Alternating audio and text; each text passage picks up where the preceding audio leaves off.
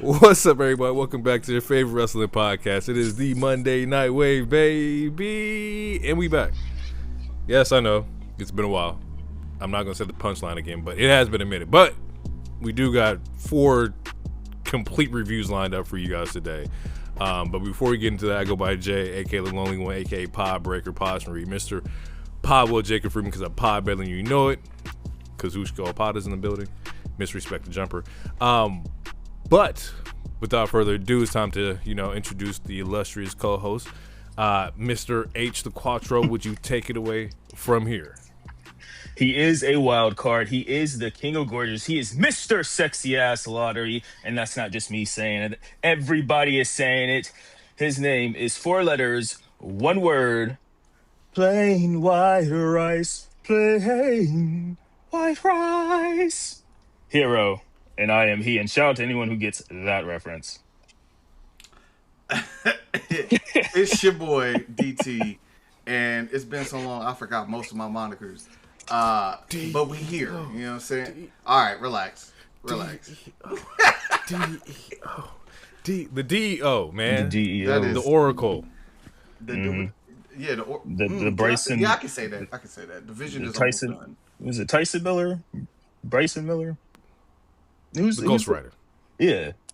Him. Yeah, all of them. I'm all that. I'm all that. You feel me? Third mic on the show. Let's get it, baby. We ready. Skip I would like to start off with some news, but it's been kind of dry. Oh, I could start off with something. Okay. It's a commercial. No, it's not a commercial. It better not be. It's not a commercial. I do 10 have one in the tank. No, it's June, so happy Pride Month to everyone. Please love who you love. Never Shout be out to the afraid gay to. Yeah, shout out to the gay agency. It's also Men's Mental Health Awareness Month as well. So, fella, talk to somebody, get the help that you need, go to the gym, do whatever you got to do. Treat yourself. Get your money, get your mind right, get your body right. Juneteenth is coming up, so shout out to the niggas. Let's try not to work that day if we Always and can. forever. And then last thing is it's Fleet Week, which means all this Navy and sailors are going to come here and try to make love to your wife. Okay, didn't see that one coming. All right. Okay. I will say I always thought it was interesting that Pride Month and Men's Mental Health Month coincided. So it's okay to come out. It's okay to be who you are. A wise woman once said, "It's raining men." Hallelujah. All right, so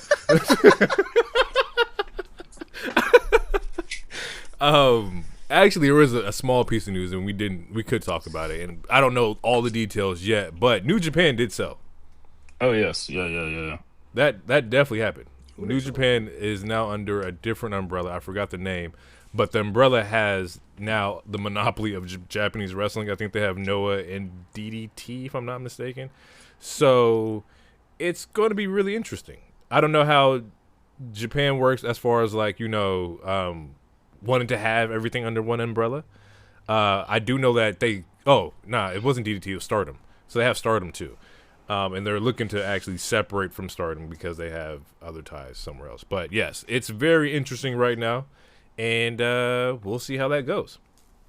Yeah, I don't really have I don't really have any real comments on that. It's just kind of something I want to let play out because I don't know much. Very much so. I don't know anything, and the last thing I want to do is have my fingers removed. So I will not say anything crazy. like that. Hey man, they taking Tupac away from us. You see that video? You see that video game trailer? I did not. You should see that. Yakuza. Hey, first off, the Yakuza games are great. They're really fucking good. But I was not expecting to see Tupac. And I should have known because Snoop Dogg's a part of the game too. Yeah, it looks fire though. They won't be. Yeah, that's gonna be interesting. We'll see how that plays out. But yeah, let's talk wrestling. Let's jump into some wrestling here. We got a lot to talk about. Let's start off the top here with, I guess since we're gonna fall into Raw, let's do Clash first, if that's okay with everybody here. It's fine. It's most recent. Okay, cool. Clash in Italy. Off rip, I'm gonna say, enjoyed the show. I thought this was a pretty good show. I don't have any like crazy nitpicks. I don't have anything that was like, actually, I take that back. There was one particular nitpick, and you, and I guess we can. Let's get. We'll wait. Cody and Gunther. No. We'll wait. Cody and Gunther kicked off the show, and I thought this match is great. I love when Cody and Gunther get together. Like you don't need commentary. I don't need anything because they do a lot of good in-ring storytelling here. I will say the one nitpick I had was it wasn't a nitpick at the time, but it was as the show went on because multiple matches used it, which was the leg rope, kind of like leg rope thing that happened throughout the show. And just to kind of give some clarity here, Gunther loses his match by the ref not seeing that his leg breaks the rope. Therefore, he should have, saw that, caught that. Cody shouldn't have, won the match here. And it wasn't a very long match either. I think it was maybe 13 minutes, maybe 11. Something like that. Yeah, between 11 and 13. Super solid match. I didn't expect Cody to lose here. It doesn't make any sense to me personally at Clash, maybe at a SummerSlam, maybe in Saudi when they run it back again. I'm assuming that's what they're planning to do here. Before you move on from this, did y'all have any thoughts, anything that you wanted to get off your chest here? I thought it was fine. I didn't understand a lot of the complaining online, but I mean, obviously there's always going to be complaining online, no matter the show or the company. I thought it was a solid match. I am a little conflicted about the first hours of ESPN. And the reason why I'm conflicted, because I feel like it puts a time cap on the matches a little bit. But I feel like the 11 minutes for Cody and Gunther, especially knowing how it ended and knowing that we're going to get a rematch, I feel like it's perfectly fine. I thought it was cool match. My nitpick is I feel like Cody has weird, funky ass endings like this consistently, and it's starting to bug me. Similar to how it's always something weird to me. Or maybe it's Gunther because he loses weird too. Like when or he won that one Randy match. Was it King of the Ring? That was a funky ending. I don't know. There's always some shenanigans. I'm not really vibing with it.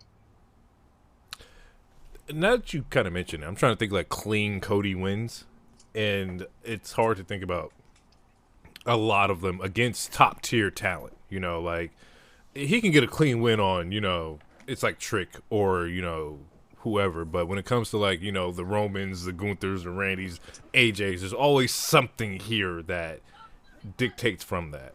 And maybe they do it just for storyline purposes and carrying on a rematch if possible. DT, you got anything you want to get off here? Nah, he pretty much said my point, so I won't belabor it. But for somebody whose nickname or moniker is the Ring General, he sure does find weird ways to lose matches. This is true, and Gunther shouldn't be losing here. High praise for this next match here. Very high praise. Rhea and Jade bodied it. Yeah, man. This is. I think we came in Mania and said that was Jade's best match. I think this one tops that one. Oh yeah, that was I think the second one around is really, really good here. Only knock here is that once again was the leg break stipulation that happened as Rhea has Charlotte help her, B-Fab helps Jade. We just seen it the match before, so it just felt kind of lazy in that aspect. But overall match quality and what they're doing, solid. They gave them time, and they both executed really, really well in this match here. And, of course, we knew that Rhea was going to retain here. I don't think that's surprising to anybody here, especially in that European crowd. Yep, go ahead. Yep, say it. Because that was one of my points, too. Woo. Never mind. I mean, you can go ahead and say it because I saw it. We all saw it. It happened with Jade and on Raw. It happened with Lash, and I was just like, this doesn't feel too well. Yeah, it's the same but thing every time they go over there. Yeah, we've said this multiple times here. Yeah. Anything about the match here? Yeah, actually, probably one of my favorite wrestling moves that I've ever seen Jade did to Rhea, throwing her off the ropes and then kneeing her in the face. I just thought that was dope. And it was something, thinking about it, is just really simplistic. But that move stuck out to me so much that it's I want to see her make that her thing. Okay. Like I fuck with that. Cool match, man. She's getting better and better. I'm not gonna say I was surprised that Rhea won because it's Rhea. I would have liked to see Jade win this, honestly. I feel like every match. I mean, and this is something that we said about WWE before, but it feels like every match, every winner was a safe pick, and I would have liked to see Jade win. But obviously they're setting up Jade versus Charlotte, which is a huge money match, and that's something that people have been talking about ever since she got signed. So yeah, overall the match was good. It was better than the first one. I don't have any complaints. What do we think? The purpose of like Michin and BFAB? Is this a situation where Jade's supposed to elevate them? Like how?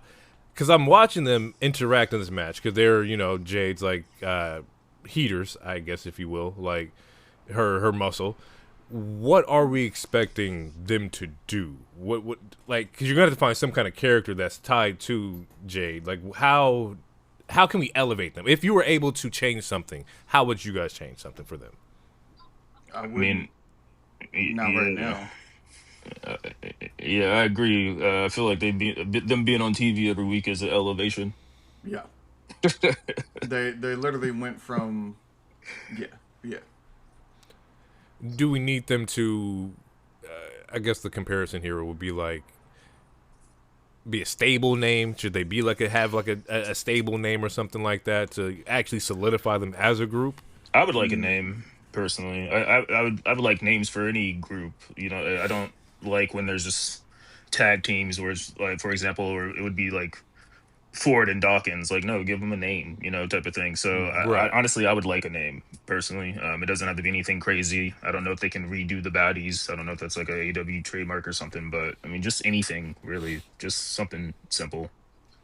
Right now they don't need a name, to me, until they can prove that this is working. They don't need a name. Okay. Yeah, this next one here, I feel like was the kind of like the peak scrutiny for a lot of people, and rightfully so.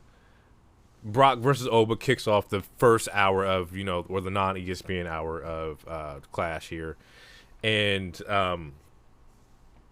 yeah, this one is kind of interesting because Brock came out of retirement, so he had this whole he's out of retirement here. He's targeting Oba. Yeah,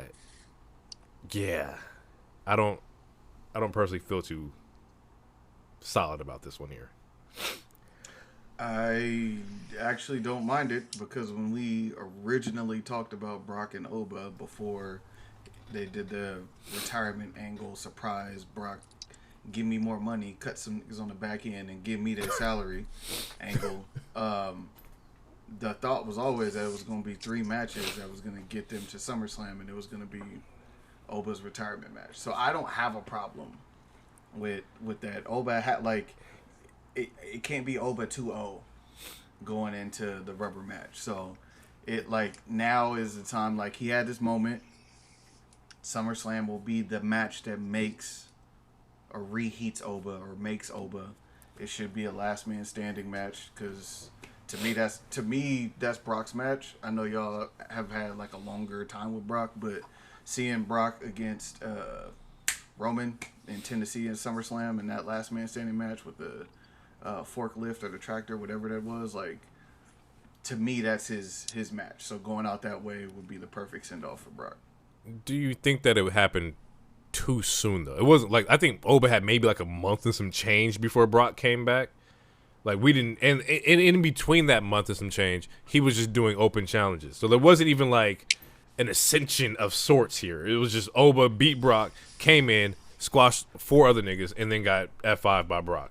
Like, I mean, he was still over as hell. Like a loss True. is not obviously, as we see on Monday, a loss didn't kill any momentum. It actually it actually grew it. Yeah, he took 7 F5s, 1 through a table, which Roman had. I think he had the record of 5 F5s in a match that one Mania. Yeah, no, man. I personally, I think undefeated streaks are kind of boring, similar to belt collector gimmicks. Like at some point, he had to lose. We got the first. He got his first loss on the main roster off the board now. So now in the future, like we ain't got to do all this. Like I think it was a smart play, and like DT said, like we kind of semi predicted this may go three. Once that first match was finally said or announced. So yeah, to me, it kind of makes sense. To The match wasn't that great either. Actually wasn't great at all to me. I think that it was just it was Brock finisher spam, Oba pops up, and then like that was it. Like it wasn't supposed to be a great match. It's literally like Brock trying to reestablish dominance, and then that dominance that he quote unquote reestablished is going to be nullified at SummerSlam. Like it just so it just is. we're leaning that it's happening at SummerSlam. Yeah. I don't know. It absolutely should happen at SummerSlam. It should, but I don't know if it will. If it's not SummerSlam, then it'll be Saudi. But That's what I think. it's looking towards SummerSlam. It looks. I like don't know. SummerSlam. Let me explain. I don't know if that's the case because if it's Brock's last match in Minnesota, right? We didn't build this entire story of somebody retiring people just for him to miss out on Brock. Like it makes sense to pair the retirement story with the retiree here in Brock Lesnar. Maybe Brock doesn't want to work with Gunther though. Maybe that's why we're doing a three. Like we don't know. Maybe he politicked and he doesn't want to work with Gunther, which is why Gunther is that could be the case too, Cody. and I'll give you that. But at least acknowledge the sense that like that would make the most sense. The retirement man retiring Brock is what's before the announcement at WrestleMania where it was Oba and Brock. All of us thought it was going to be Gunther, and to me it still does make some sense for it to be Gunther, but a trilogy and like the last one finally like being like the ruler for sure conquered the beast. I mean, I think it's just as good as a story. And at the end of the day, like Brock is one of those people, he could politic however he wants. I mean, we don't know. I'm just speculating. I'm just saying, like, maybe there's a chance he didn't want to work Gunther. And, he was like, I want to build this kid or something. Yeah, I think Brock is interested in, and this is obviously we don't know Brock or no shit, but I think he's interested in two things. One, before I leave, you'll need to back up the Brinks truck, and two, I'm going to put Oba over. Like if I'm gonna put this work into putting somebody over and establishing that next person, it's gonna be him, and I would rather just do a program with him instead of someone else. so there's no way we see Brock challenge for a title in the next 2 months. I'm not gonna say there's no way, but like it wouldn't make sense. He would be facing the same people he already faced Roman 30 times, and we've seen him face Cody. And I agree with that, but if this is your quote-unquote last two, and once again, this is all speculation. Brock could be like, oh, I'm not retiring, whatever. But as of this moment, the thought is that he's retiring in Minnesota. So in the last 2 months of his retirement, he doesn't get one title shot. Like, I just don't see that I don't see how you don't capitalize on that. Yes, we already seen it, but money's money, and they're still a business, I mean, they're using him. I mean, he's always been an attraction, also. So they're just going to use him as the attraction. I mean, they got plans for the belt. Like they try to plan ahead months, for storyline and stuff. So, I mean, the nigga doesn't need a belt. He's Brock Lesnar.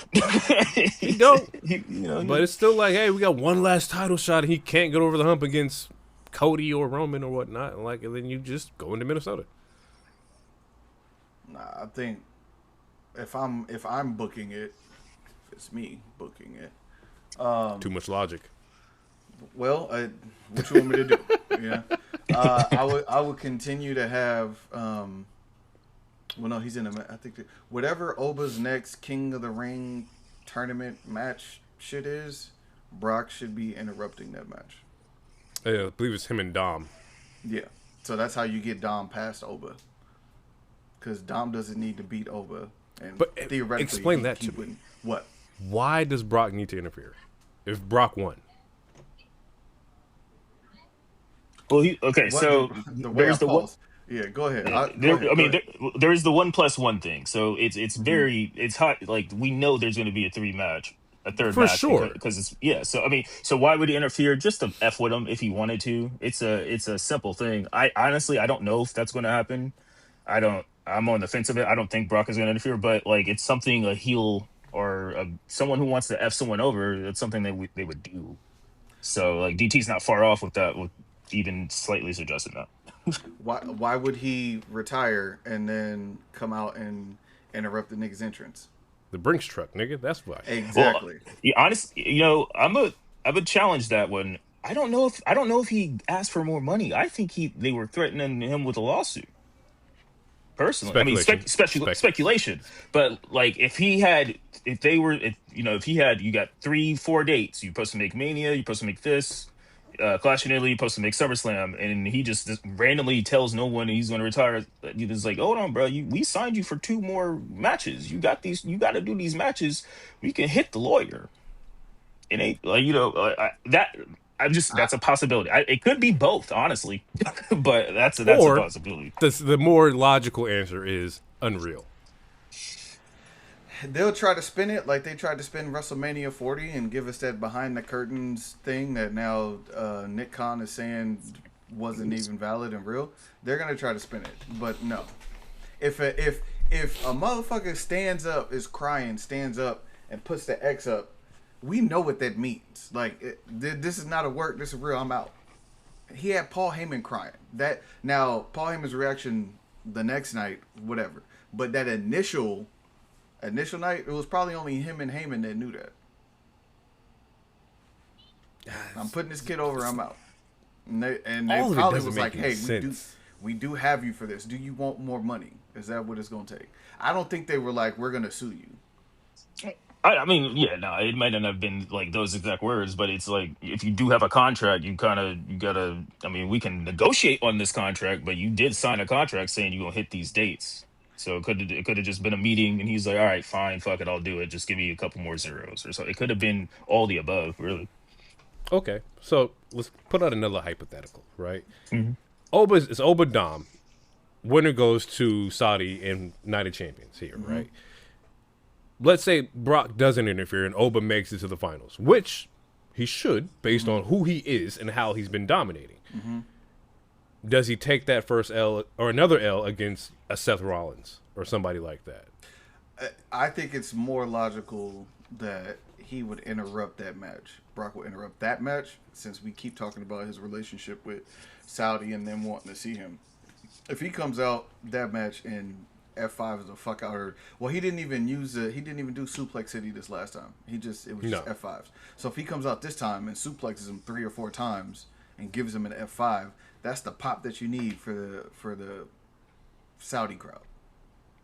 Because looking at like the other side of the bracket, it's Seth, Javon, Tonga, Ricky, and it's Seth. You're not having Seth not in anything in Saudi. So I'm gonna say Seth, and the opposite end is Jay, LA Knight, Keys, Finn, and I think it's Seth versus Jay in your semis, and then you can go Oba, Seth, or you go Oba, Jay, and then you kind of throwing more hints of that Roman shit down the line here.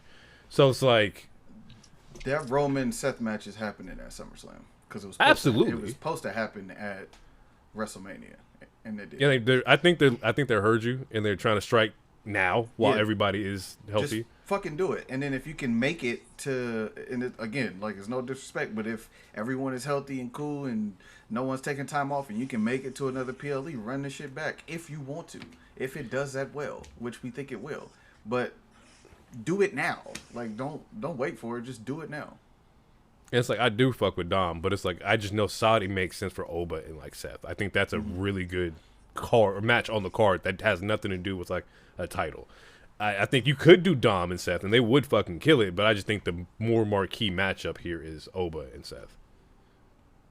Yeah, makes the most sense to me. Spinning out of that, Sol Ruka, Becky Lynch. This one surprised me. Shocked the shit out of me. I definitely thought Becky was retaining here, but Sol comes out and actually gets the win here. Which is and rightfully needed. so. She's in that. She's a mid Carter. It makes sense. I think at some point we want to get Becky back to like the world title picture. I don't know if that happens now, but I know they want to get her inside that aura or a world. And the women's mid card is supposed to be elevating, the likes of the Sol Ruka and whatnot. I don't like Sol Ruka's theme at all, and I get it, surfers, I get it. It's just when I think about theme songs, I think about what does it sound like when you're interrupting the heel, or when you have a return pop. It's like it'll sound like this. Yeah, like that. like that's not doing it for me, bro. Like. Wait, it's so Ruka. We haven't seen her in 6 months. Is like no, that's not the pop that I'm looking for here. Well, I'm gonna tell you this: if they change her music and it sound like Zelina Vega coming out, then you're gonna fuck up the whole situation. You might as well just leave it. This is true. The music, we've all came here and said the music has been bad, but just for her in general, I get it. Surfs up, fins up, dude. But yeah, from a pop perspective, just not cutting it. Overall match was good. I did enjoy this match as well. A lot more interaction with Jessica as well too. Jessica gets into it a couple times with Becky in this match. And yeah, that's all I really got. Yeah, I don't got a lot. The right winner. I like both ladies. I mean, they're currently still working with each other on the house shows that's going on right now, which is good because, in my opinion, I don't think they have that much chemistry, and I think part of the problem is that obviously Becky is kind of like a Roman, like she's gonna work methodical. She's a little slower, and while we got this super gymnast athlete who's running, like it feels like their styles wasn't meshing completely. But all in Soul is still kind of green, so it's just something they'll either you have chemistry or you don't, and they're working on it. And from clips I saw during the house shows, it looks like it's getting better. But yeah, no, the match was fine. It's just like, I don't know. To me, it was like it just looked like two different styles that were just kind of clashing, and I'm like, all right. Becky looks stiff. You can tell like when somebody got young legs, like, hey, young blood, slow up a little bit. Like, goddamn, faster. Yeah, it's like they trying to it's like, no, you gotta slow down, sell this shit real quick. Look at the crowd, milk it, and no, it's not bad though. But it is. Sometimes people don't have chemistry. And you're right. There were some hiccups because even like I think the Raw before, like the Miss Soul Snatcher was a little like interesting here. Yeah, but it's like she's so used to working in NXT where they do move a little bit faster.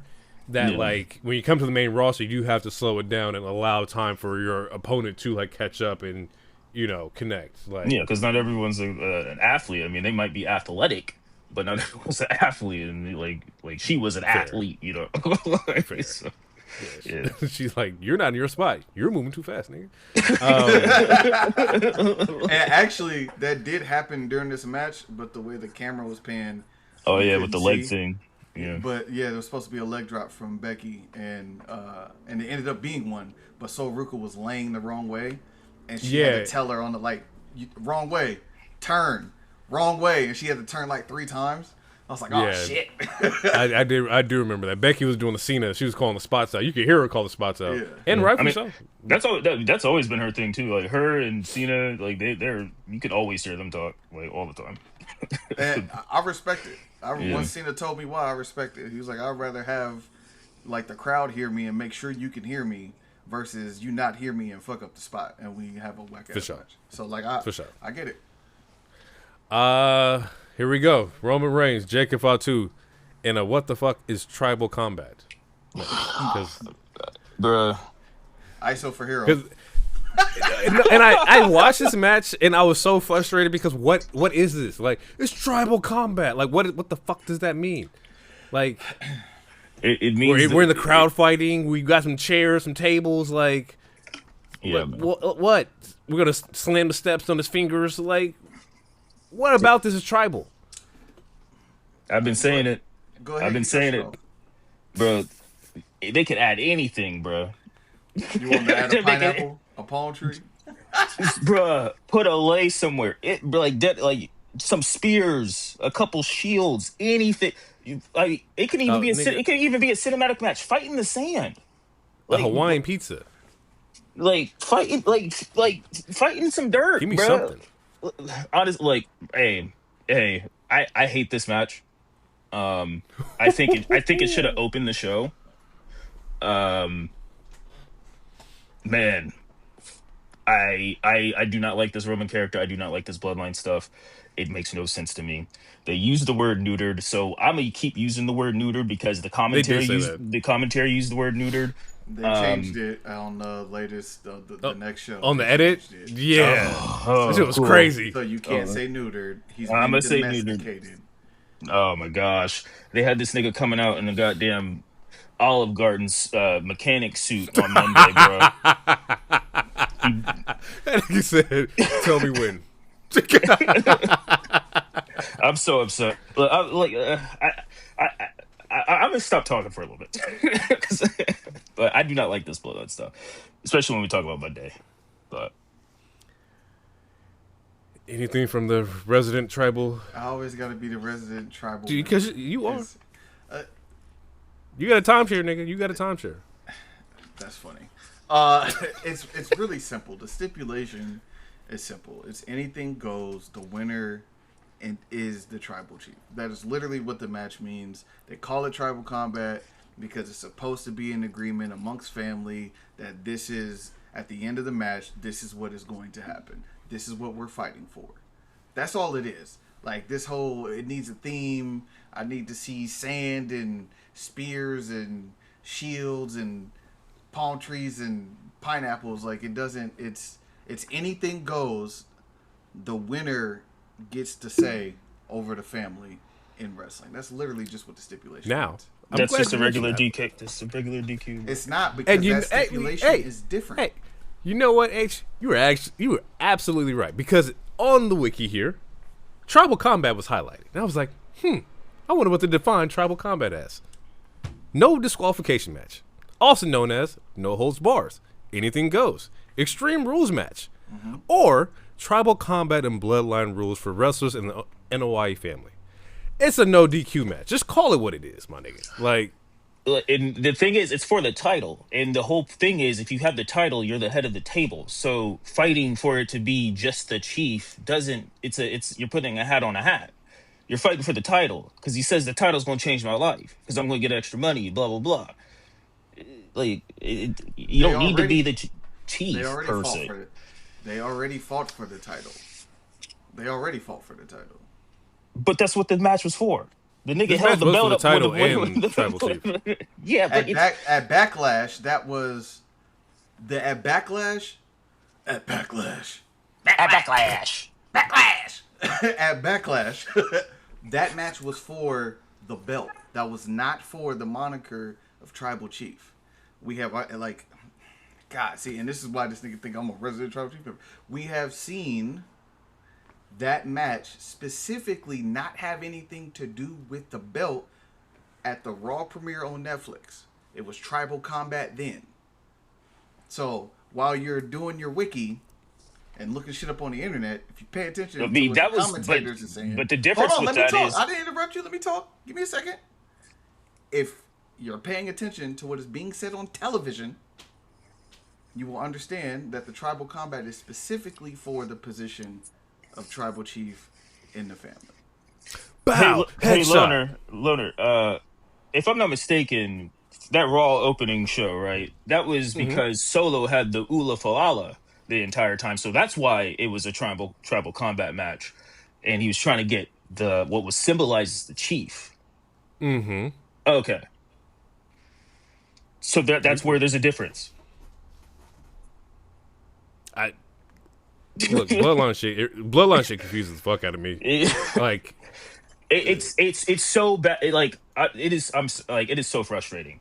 We have spent so many years of them trying to break away from the family because of the abuse and the manipulation. They do that. Jay becomes a champion just for them to circle back and do the exact same thing. there is a slight twist. Because he said, hey, go get the other one. That's manipulative. He's saying that so that he doesn't fight him. That's it. But they're doing the same. They're goons again. They're back to being goons. This nigga was a world champion a year ago. Go get the other one. Now there's was two like- sides to a table. Like, you could have said that 4 years ago. He did win the shit 4 years ago. I like this idea that there's no growth, but then he's saying these things and doing these things, and then we complain about it just because the packaging isn't the way that you want it specifically. We're complaining about it. We have talked about this. You sound like you're the contributing sandwich to the is discourse. different. How is this sandwich different? They're doing the same. The only difference is that they're not cheating. But Roman technically still did a low blow in this match. It was fine. The only difference is that the Usos are not cheating to help him win right now. That is the only Which difference. was the Achilles heel the whole last run. Was that he always had to have him. Or have them. One of them was interfering. The only nigga he beat by himself in that last run was Sami Zayn. I think it was Matt Riddle too. That nigga ain't with the company, but I feel you. You know, so they retcon they retcon Jay, they retcon Jimmy. They're back to being stooges for zero reason. And why? Because of family. Like this is a Vin Diesel picture. And money. A lot of fucking money. Oh my god. The thing is, people are gonna cheer for Roman no matter what. People love Roman. Facts. So that's why it's frustrating for me, because they if they're gonna cheer for Roman no matter what, it would have been nice to try something different, to try something new. You lost the title, you became a good guy for like 3 months because you fought Solo and you fought Bronson Reed, and now you're back to doing the same thing for 4 years. That's the only two different things he did was fight Bronson Reed and fight Solo. And now we might get it. We might get that MFTs versus Bloodline again. They're teasing that. Yeah, that's definitely happened. And Roman's and he teamed with Cody. You can throw that in there too. That's true. He teamed with Cody to fight his family. It don't matter. He still did it. Even you was like, "Hey, will they? Won't they? I want to see this." Because it was new at the time. But don't say the only two things he did was this and this, and then not mention the fact that he did that. Because you're trying to minimize what the fuck he did in between the two. Which was some change. He did change a little bit. He had to team up with Cody. That's a huge change. The motherfucker took your title, ended your run, and you had to partner with them to stop your family, which was his own issue, because you create these motherfuckers. But it's a change in a match. He hasn't changed his personality. He hasn't changed anything about him. He is still yet to face any consequences from terrorizing an entire 2 rosters for fucking half a year. Do you think that's also the story that they're telling here? Because if I'm not mistaken here, LA Knights brought it up to Jimmy and Jay, like, hey, he still dogged y'all out, right? Y'all came back and y'all everything's cool with the bloodline now? Because remember, before that, Jay and Jimmy didn't have an issue with LA Knight until LA Knight started talking about family business and whatnot. And that's where everything kind of got a little shifty here. And then on the opposite end of that, this match that we're looking to get at SummerSlam is somebody who has to pay for their consequences, right? Which was Seth and now with Profits, where Montez is like, bro, we don't fuck with you because you caused the vision. I think that's your storyline there, is that one is atoning for everything he's done. The other one is not. It's being brought up from 2 different perspectives, though. It's just Bloodline members, Jimmy and Jared, just, it's family, we're going to look over it. But LA Knight's like, hey, bro, you should probably, tap into that. And then on the other end, Seth is trying to get, help to stop the vision. And Montez is like, nah, bro, you are a problem. I think they're telling the story in front of you. I think everything you're saying is happening. Seth was a heel for 4 months, and he has to make it up to people. This nigga was a heel for 5 years, and nothing has changed. Nothing matters. He doesn't even carry his own title. He has freaking producers carry the title for him. Fatu, one of the coolest wrestlers on SmackDown. Now he's been domesticated. He was already cool. He was already rocking. Remember I Love You Solo? Remember how over that was? Now he's back to being a goon. He also got free, and now he's back to being a goon. And we got to let it play out for another, probably till Mania. It's boring. He overplayed his hand. Not Solo. I'm sorry. Jacob overplayed his hand. And we still don't know what the tie-in with the MFTs. And I agree. I don't want to see that happen, but it's going to happen. There shouldn't be. He'll probably, never mind. I'm going to leave it alone. Because we can't. I'm going to sound like you know what? An apologizer and sympathizer. We can't let it be, because Raw kicks off with the acknowledgement ceremony. Well, yeah, you got to acknowledge a nigga after you lost. and came out I here think they dressed in his best waiter attire, getting cucked out in front of all Italy. getting cucked out is crazy. We I'm- gotta relax. I'm- We gotta relax. Okay, it's just it's all right, bro. It's okay. The sandwich is not how you like it. I understand that. Order something else. That's kind of what it is. That's kind of what it is. But I do understand your frustrations because it is the same shit. But Raw kicks off. Roman gets to the mic, asks, Italy to acknowledge him. And it wasn't even Roman that calls Jacob out. It's Jay over there piping up like a fucking chihuahua. Come on out here. Time to Jacob. It's like, hey, bro, like, maybe you get a match between Jacob and fucking Jay just for the hell of it because Jay gonna piss him off. But he comes out, Jay tells him to hurry up and get on the mic. Jacob snatches the mic from Jay and says, Roman, I acknowledge you, right? So now he acknowledges him. The OTC chance is running up. He's kind of hesitant to follow him in the line as they leave the arena and whatnot. It was a little weird to see Jacob with these niggas, but I get it. I understand what they're doing here. We're trying to plan out Survivor Series, which is in November here. So you got to get that War Games match prepped in some form or fashion.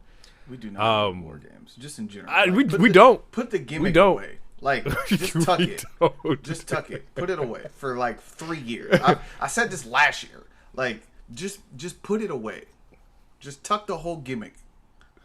You don't need a War Games. If you want to just do Survivor Series, cool. And you want to do like, I can't remember the last time I seen an Iron Man match. But anyway, like if you just Niggas gotta have the win for that. Do something different. Do something else. Yeah, Jimmy says, Fatu's now in the bloodline or now here, and there's a warning shot, which I hate. I don't know where it came from, but Jay. Warning shot to who? Somebody. Because they got a shirt. Jay has a shirt. It says warning shot. It came out of nowhere. Yeah. They're just trying to. Yeah, man. I don't know. I have nothing for you. This nigga Hero acting like he Jacob. He all domesticated now. Look. If you watch that nigga's face, the last like 5 minutes of talking. I was so disappointed, bro. I was listening. That's all. I was just listening. Yeah. Okay. So we have King of the Ring. It's here. Carmelo, Oba, Penta, Solo. Oba had the dopest fucking thing I've ever seen in wrestling. Yeah, like he's coming through his entrance. They all attack him. He knocked everybody out the ring and continues his entrance. It's some fire shit, nigga. That shit is fucking tight. It's like, and at that moment, he's not losing. The person who's doing that is not losing this match, and nor did he. In fact, the final moments of that match was hilarious. He comes out because he gets thrown through the barricade by Tala, right? Tala Tonga is there for Solo. Throws Oba across the barricade. Oba pops up. The camera pans. You see Oba sprint over and slap the fuck out of Carmelo Hayes' chest. Bow, right in the chest. Shit was funny. Get him out of here. He swatted my nigga like a gnat. It was crazy. He then gets up, rolls out, and I think it was. Oh no, he gets in the ring, spine busters Penta. Something crazy. Just nuts. Boom. Get him out of here. Rolls out the ring, goes and takes Tala and throws him across the table, right? Slides back in the ring, and then just power bombs fucking Solo for the win. Yeah. Like, and it's not no easy feat. Solo big as shit. Yeah. So it's like, and he's still selling the arm while he's doing all this too. This is all true. He's definitely selling the arm. It's like, he didn't even strut right when he came out. No, I was excited about that. Like, yeah, Oba, he's the one. That's the chosen one right there, bro. Like, if the only way he's losing this is by some kind of shenanigans, i.e. a Brock or Judgment Day, that's all I can see here. And also when you break down the match here, it's like, okay, Penta is doing shit with the IC. He actually has a match with Ray coming up next week. Solo just got introduced at Clash to do shit with the Bloodline, so we know that he wasn't going to push for King of the Ring. They're not pushing Carmelo Hayes to win the title, especially not over Oba. So it makes sense that Oba was going to win this match once you break shit down.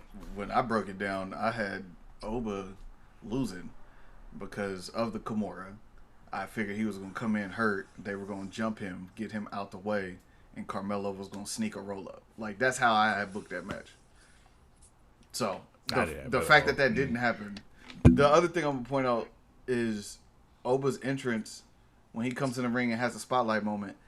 For the last 2 or 3 times, probably 2 times, he's now looking over his shoulder when he does that spotlight thing. So, that's the reason what's making me think Brock is going to come back, because now he's looking for it. You expecting him? Yes. So I would pay attention to that. Let's see what else I got here. See, EO wins the women's version of the women's first match for the Queen of the Ring tournament. It was Roxanne, EO, Julia, and Lash. And like we talked about Mania, like EO wasn't there. She's nowhere to be found. EO has to have something coming up. This is it. EO will be in the finals in Saudi. It makes the most sense in my personal opinion. And then following, I think Raquel wins the other match. So now it's EO and Raquel lining up next. And then on the opposite end, it's Liv, Becky, Bliss, Chelsea. Any guesses here that we want to pull out? You said Liv, Becky, Chelsea, who? Bliss. It really depends on what story they're trying to tell. Because honestly, Liv shouldn't even be in this. Similar to how I was complaining about the Owen Hart stuff. Like, why is Liv even in this? There's so many other women that could have done it. So I'm assuming this has to be for story development or something. So I guess Liv will win this, but otherwise I'd choose Becky because it's Becky. Okay. On the flip, it's Soul, Lyra, Charlotte, Jade. Jade.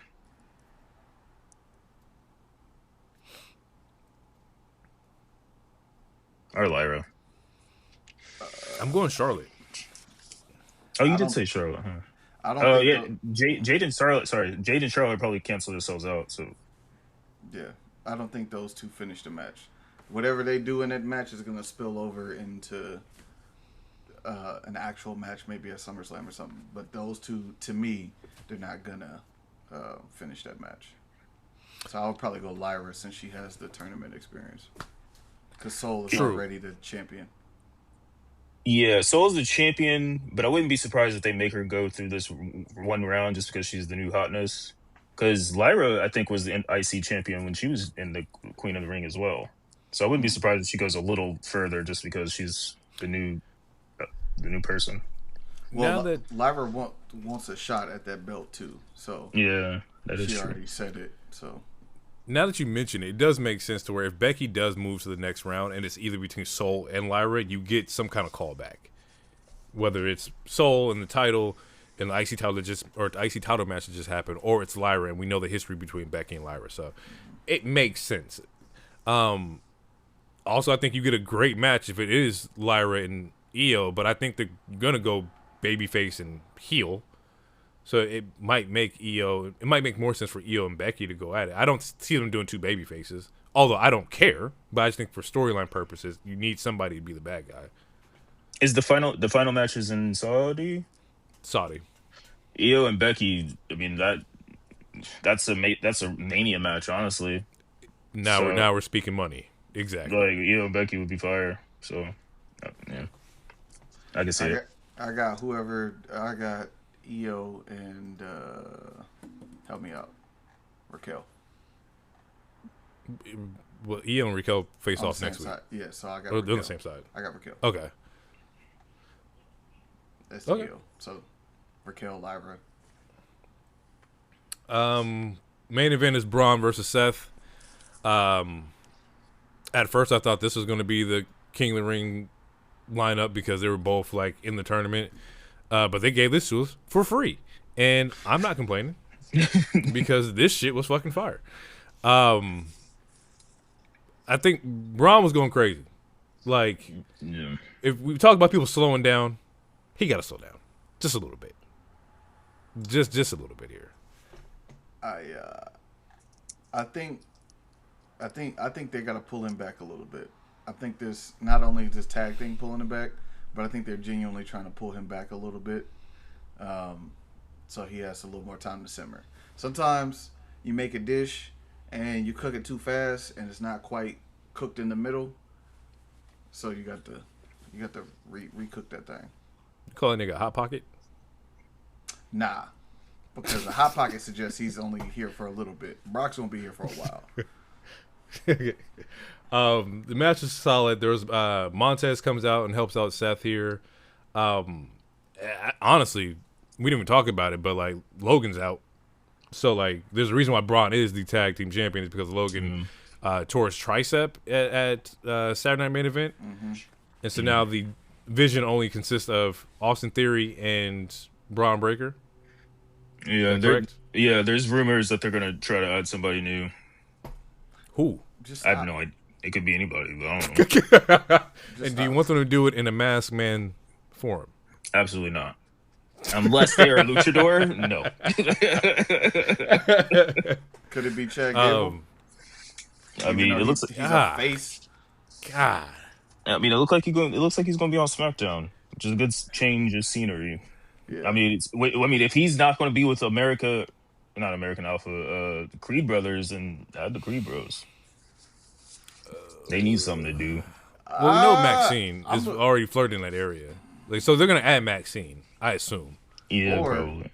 Or Maxine is going to try to pull Austin out of that. Because initially he was getting babyface chants before they pulled the rug out from him and made him disappear, put the black bag over his head and yanked him off the show. Make him dress like Craven the Hunter. Yeah. So like when he was with Grayson Waller, people were like, I don't know if y'all remember that, but they was chanting for him, and he was like, "Me?" Like, yeah. So people were ready to see him be face, and then they just grabbed him and took him because they needed somebody to fill out the Vision. Getting back to like just the Vision point, this whole like storyline of like Seth having to take down the Vision may not be a storyline because they're taking themselves out. Yep.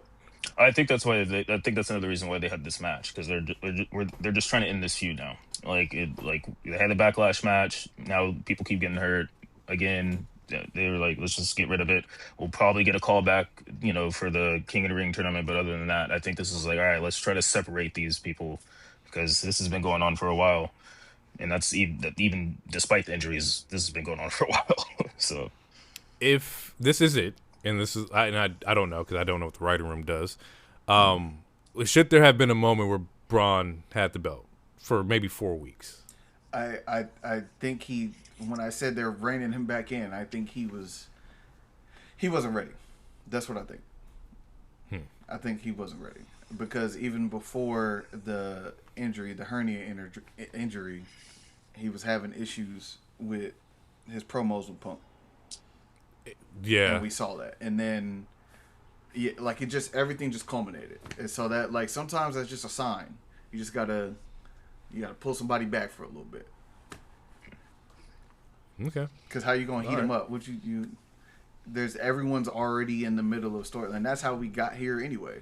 He needs to be a babyface. This heels I've said this a long time ago, but people don't want to boo him. I mean, people don't boo him. People love to bark. He needs to be an explosive babyface.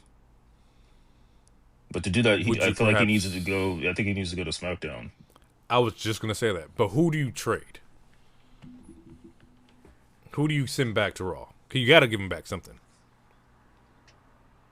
Penta. No, I'm just playing. Ray Phoenix.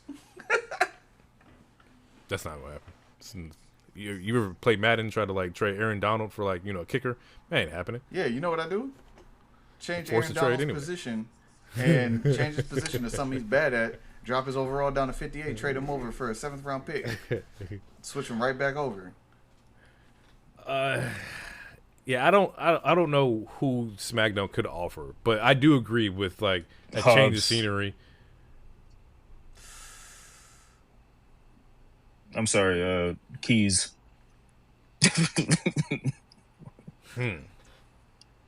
What, then he just gonna follow? No, Ilya. Ilya's not doing anything right now. We haven't seen him since before Mania. Trade Ilya and Braun. That's a good trade. It's a great trade. I don't know why they don't use Ilya. I think the guy got it. But also in my rule of, between gear, entrance, and in-ring ability is fire. Gear and, character, I don't think he has the best. You talking about the Mad Dragon? It's not. When you come out with the smoke up. I get it. I hear you. It works for me. But in the scope of WWE and trying to get that to connect with the audience, I just don't think it works. I mean, I thought he was getting a lot when he was the U.S. champion, and then they just Trick came around. But I thought he was getting. I thought he was getting reactions. I thought he was getting. When you see a Trick and the whoop that Tricks in the crowd, you need something. You need some kind of return of the investment on Ilya, and he's not giving you the Trick level. He's gonna give you a good ass match, for sure. Speaking of which, I would send Trick to Raw. I know that breaks up the couple for a little bit, but I would send Trick to Raw. Trick for Braun is an even trade. That's a very even trade. That's a dangerous trade, though. Send Trick and Yachty over there to Raw. Yeah, that's good. Yeah, I'd like that. That's a fair trade. That's nasty. God. Okay. Let's talk about Double or Nothing. And I'm sorry, everybody. This is a very late review of Double or Nothing. But let's see here. Double or Nothing was in New York. Shout out to New York. They're probably going to get a chip in a couple of days here. So shout out to them. Show kicks off with Cope and Cage versus FTR.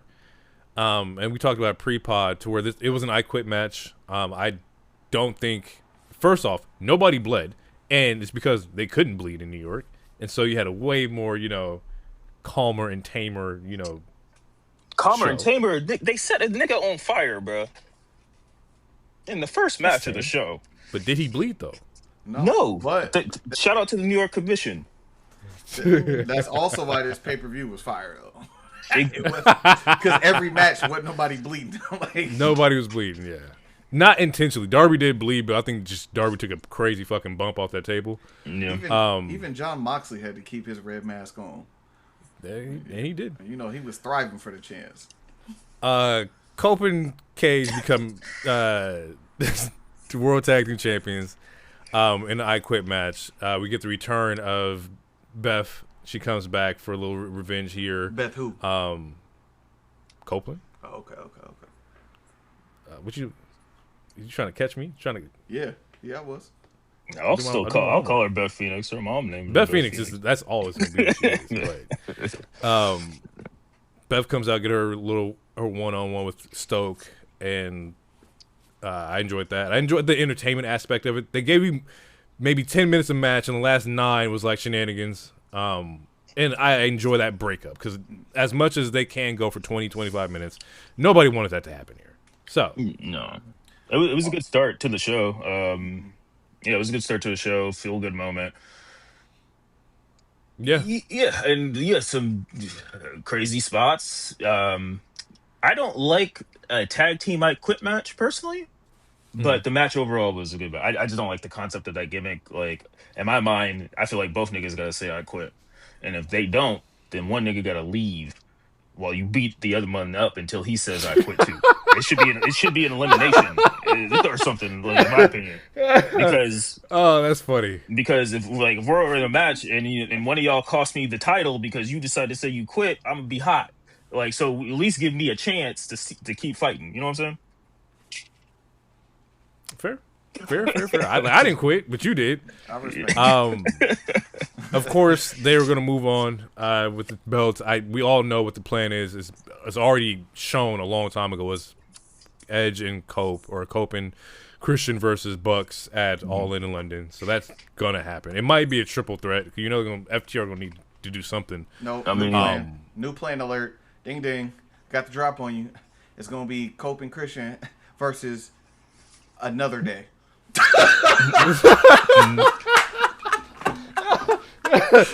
Cope and Christian versus yesterday. Yeah. And we don't know. We're all speculating here, but we know that they're going to go to London and put those titles on the line here. The next match is when is the London show? In August. Oh yeah, that's more than 3 months. Yeah, they said they're 90 days. I think it comes up on July 1st. Yeah, they're popping up. Yeah. Now, so yeah, we'll see. Real quick, is the AEW fandom going to accept unicorns and bootios and pancakes? I mean, who knows? They get to be hardcore now, so maybe they'll do something different. Yeah, I don't think anybody's turning on them just because of the way it happened, right? I think you're gonna have a whole bunch of virtue signaling, a whole bunch of sticking to the man because they, walked out on their own kind of thing, and rightfully so. Always get your money, get your worth, but we'll see. I'm not turning on niggas. The niggas is great. No, it's a new day. They still my header in my thing. They're gonna win the belts first match. I wouldn't be mad. What would be funny if they got introduced like they did the Hardys, like there was like a guest team, and somebody introduced them. Yeah, that pop would be crazy. It would be nuts. Honestly, it probably will happen. I mean, they just did it again with the wild card with Mercedes. Yeah. So I wouldn't be surprised. Next match on the show, Konosuke and Okada was. That was directly after? That was the second match of the show. Boy, let me tell you. That motherfucker right there, respect it. Respect. God body. Only problem with that match is goddamn Don Callis. That's it. Yeah. Anyway, I'll let you go through the match. My bad. I was hyped at the end. I was hyped at the end. Oh, for sure, because the ending was fucking fire, right? Like, the dope thing about this match is that and you said it earlier in the group chat about the Americanos, is that when you got to build up the payoff here, because they've been beefing for fucking 6 months, the payoff here happens, and then you go into the next storyline, like all within the same match here. Like you get everything you're looking for. This match was so far. I checked in like, yo, who watched, because I want to go back and watch. This is the match I want to go back and watch. I wish you would have told me that. No. It was cool. Yeah. But like this match it's really fucking good. I saw it. I was like, oh yeah, they're fucking balling here. Yeah. And then you end the match where he gets the belt. Fletcher returns. It's because at that moment it looks like the Don Callis family's turning on Konosuke, or they are turning on Konosuke. And they're like, oh shit, here comes Fletcher. Whose side is Fletcher going to take here? And boy, I thought Konosuke's his boy. I was so ready. He's looking at them, and then he turns around and just turns on his mans. And so now we have the feud of Konosuke and Kyle Fletcher. And then this past Dynamite, Okada still said he's not done with Konosuke, so there's still some remnants happening there.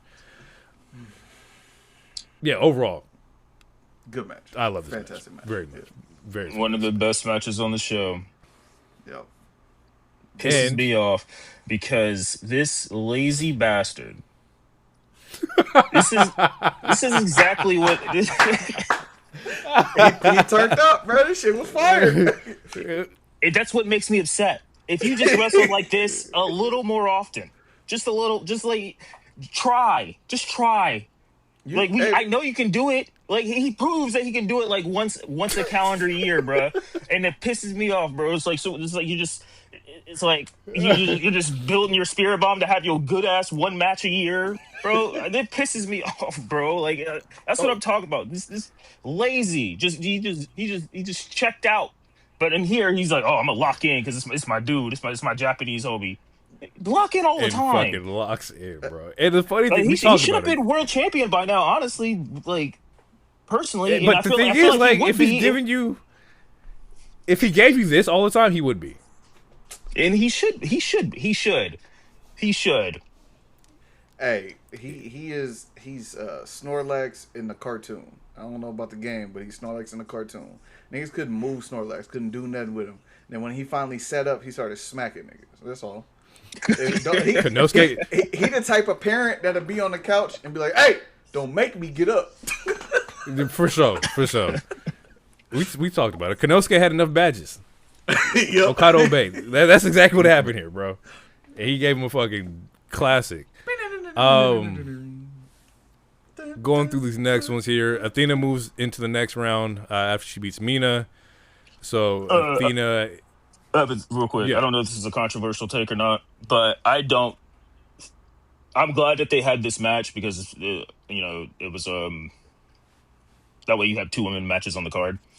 But I do not, and it sucks because this goes for Will and Joe as well. But Will and Joe was an amazing match. But I don't think first round matches should be on a pay-per-view. I think you should save that for the finals or the semifinals. Like I feel like we could have gotten other way for Will and even Athena or whoever to be on this card. But that's just my take. Like I don't think a first round of a tournament should take up a pay-per-view spot. I will give you that, especially when we've already seen other first round matches happen on Dynamite. So it's like, if this was like the kickoff of the tournament was at the pay-per-view, okay, whatever. You're kicking off the show or kicking off the pay-per-view or kicking off the tournament in the pay-per-view. But we've already seen that other matches were happening at that point in time, if I'm not mistaken. I got to pull up the bracket, but yeah, I mean, the match was good. Easily, in my opinion, Mina's best match, which isn't saying too much because I mean she was working with Athena. So, yeah, good match. Mox and Kyle O'Reilly, Continental Class or Continental Championship match, Continental rules. Nobody can interfere here. Shouldn't have been on the show.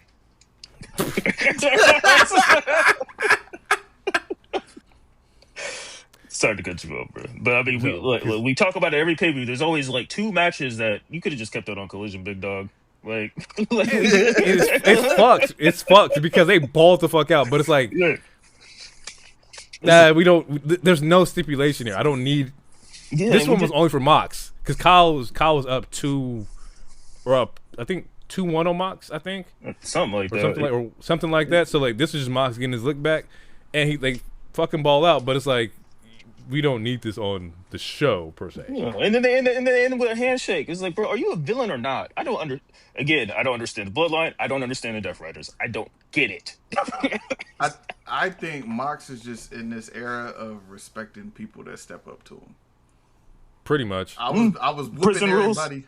Yeah, I was whooping everybody Prison rules with and cheating for the longest, and now like he fucking took in Will Ospreay. Like you said, he tried to kill that nigga, break his neck. He took him in, made him a new monster. He going against this nigga. It's like, yeah, I appreciate the fact that you stepped up. I respect that.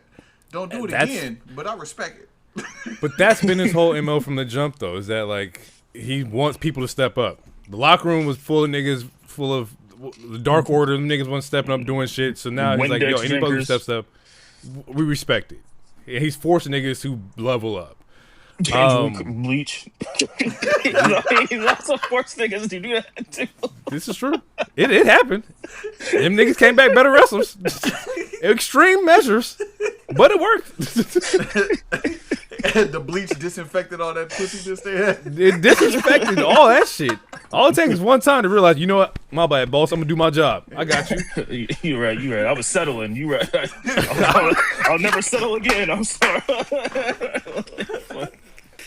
You're right. I was fucking up over here. My bad. He said, "Step up or get stepped on."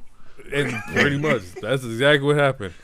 Next match was Ospreay and Joe, and this one didn't even overstay his welcome. I think this one was also a short match, but fire, bro. Like, I'm upset that Joe's leaving again, but also go make you money. Yeah, also reminds it reminds me I need to finish season 2 of Twisted Metal because I did not finish season 2. But yeah, man, yeah, good match, dude. What? Yeah. I'm just like, what is he learning from the Death Riders if he's still having 19-minute matches with every single person? Well, that's Samoa Joe. That's different. I mean, yes, I know that's Samoa Joe. I'm gonna give him an asterisk. But if he he just fought like he just went 20 with Mark Davis again.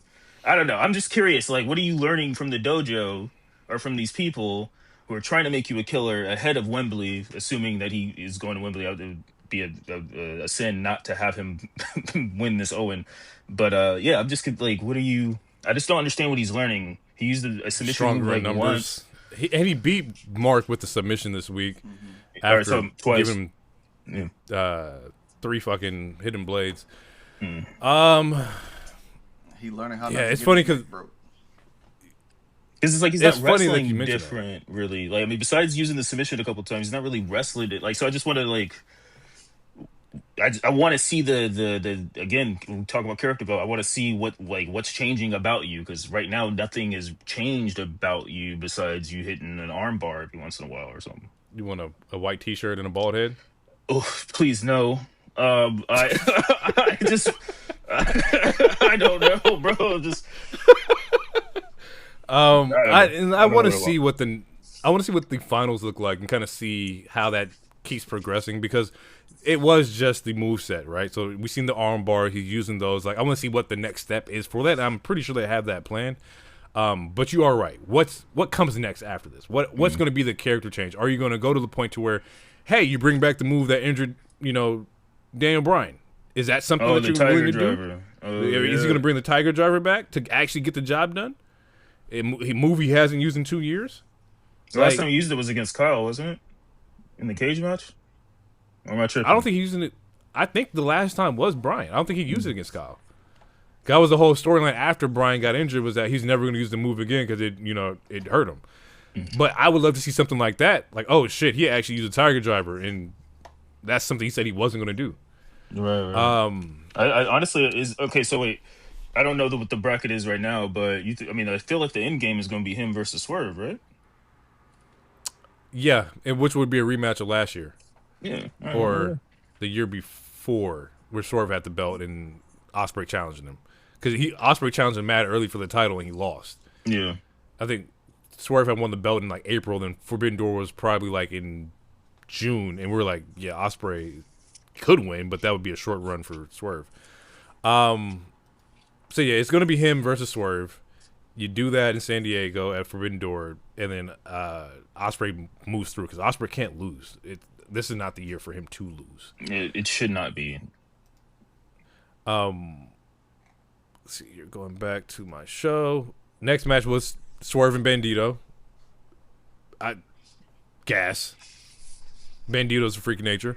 Also, countering Bandito's finisher into I forgot what Swerve calls it, where he just drops him on the fucking neck. But there's a lot of counters in this match, and I really respected that aspect.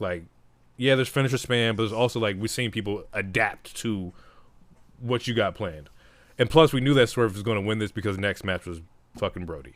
So it just made sense if you pay attention. Knocking out Brodito. He should have taken both on 2-on-1. Let me see a handicap match. When's the last time you seen a handicap match? That's what I'm saying, bro. There's all these stipulations that we just don't do no more. That's why this shit be stale. On both sides. Let me see something else. Let me get a handicap. We haven't seen a handicap match in a minute. I haven't seen an Iron Man in forever. Yeah. 3 out of 5 falls or whatever the fuck. Let me. I haven't seen a submission match in forever. Who on tap? Yeah, I'm thinking. I can't remember the last. I forgot what the first match you were talking about. What was it? Handicap? Yeah, I can't remember the last handicap. I guess if you count Braun Strowman versus Jobbers or something. I thought you was gonna say Oba versus almost or that. No. Or that. That shit didn't. Oba versus Tozawa and them. Nah, he did that shit with Berto. Garza. Yeah, that was fucked up. We ain't seen him since. Deserve that. They didn't deserve that. I mean, I wasn't mad at it. And I fuck with Los Garza, but I wasn't mad at it. See, Tekla, Cheetah, Hater, Chris Statlander, Fatal 4-Way. The right person won, but bro, I don't. What did Chris do to deserve this? She didn't have to be pinned again a third time. It doesn't have to happen, bro. And we wonder why her confidence is shot and shit when she's talking about her interviews, bro. And it's like, it's nothing. I don't think it's anything that Stat did wrong. I just think that everything. I think Tekla does everything else better. Like, she can carry the show. She can cut promos. She's fucking bilingual, so you can put her in the Mexican markets. You put her in the American markets. You can put her like she what? I thought you didn't like that. What you said? Huh? What? What? Do you want me to put a mask on her?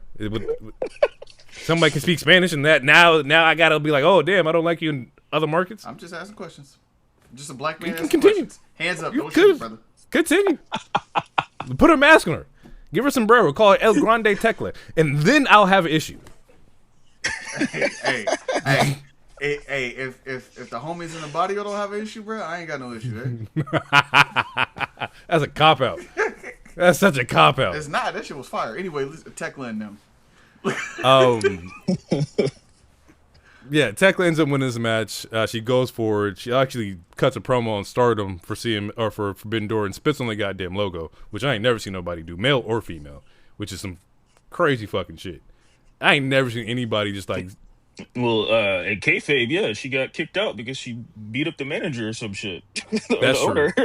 So that's true. It's so that your workplace. Yeah, she should do it again. Do it on camera. Come on now. Stadium Stampede was exactly what you wanted it to be. Just chaotic fun. There wasn't nothing really to keep track of or count of. Of course, there's multiple spots, but it's just more chaos. Bunch of old niggas and a bunch of bald niggas. That's all. I did like the Reservoir. I did like the Reservoir Dog shit. It was a good call. The beginning, that was cool. But other than that, yes, it's just old niggas doing old nigga shit. Like, there was a cool little crossover between Bobby and Leo that happened there. But yeah, speaking of Bobby, he should never do a super kick. Like, what are we doing here? Like, I know you want to have fun, bro. Like, that's cool. Like, I want to have fun at my job too. But there's limits, big dog. I don't think you have the facilities for that, big dog. Took my bar. No. God damn it. I think Andrade tried to do his selfie cam, but it was Luchasaurus, which was a little funny pop. Just little things for the fans. Like, I won't go back and watch it, but it served its purpose. It was way too long, but served its purpose. And it kind of had to be long because there was 12 niggas in the match. Anywho, we all came here for one reason and one reason only. Was MJF getting his hair cut? That's hair versus title. MJF versus Darby. To preface this is that Darby has been doing title matches, for 4 weeks on both shows. So it was 8 title shots to a bunch of mid-carders. To anybody who asked, bro, you opened the door for him. He was giving you title shots. Meanwhile, Swerve is nowhere to be found. Moxley's nowhere to be. Oh, you know where Moxley is. He's up in this English nigga get his neck wrong. But you know, if Darby has the title. Nobody wants the title all of a sudden, but a bunch of children. I just had to get that off. It made me upset because I'm like, because it's like Swerve almost killed Kenny Omega like 2 months ago for this title. Now Darby has it, who's 105 pounds soaking wet, and no one wants the title. That's crazy. Hey man. Sorry, I just had to get that because I was like, and all the matches were good though. All the matches were good though. Like all his matches were fire. For me to be such a just disliked with how he won it. He did the most he could with it. He over-exceeded what I expected him to do with it. And he had fire fucking matches with those individuals. But you are correct. Your heavy hitters were nowhere to be found. There were in that, it's also cool to give mid-carders a shot at the world title. I get that purpose.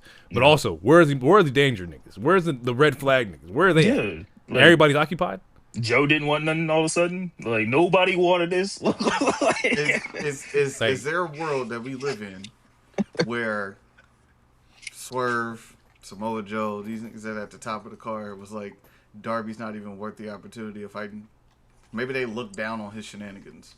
If anything, no, because that's dumb. If anything, it's free. You talk about easy lunch. You talk about... that's the point. Maybe they don't want to... And Joe just had the title.